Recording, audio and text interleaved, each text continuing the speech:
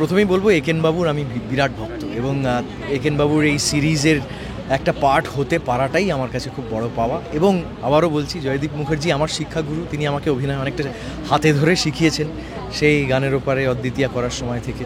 তার সঙ্গে প্রায় বছর 10 বাদে আমি কাজ করছি, তো এইটা আমার কাছে একটা অ্যাডিশনাল বিরাট বড় পাওয়া।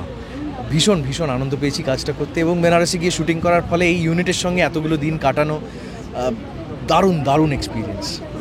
না তো ইনফ্যাক্ট মাসান হোলিটা শ্যুটিংয়ের জন্য খানিকটা ক্রিয়েট করতে হয়েছে, খানিকটা অ্যাকচুয়াল শ্যুট করা হয়েছে, কিন্তু যেহেতু ওই মাসান হোলিটা যেখানে হয় সেখানে আমাকে প্রয়োজন হয়নি, তো সেই কারণে মাসান হোলি আমার দেখার সুযোগ হয়নি। ইনফ্যাক্ট আমরা ট্র্যাভেলই করেছি হোলির পরে, তো কিন্তু জাস্ট আমরা যখন গিয়ে পৌঁছেছি তখন হোলির পরে আর কি, তো তখনও একটা হোলির আমেজ রয়েছে বেনারসে। ভীষণ ভীষণ ভালো লেগেছে।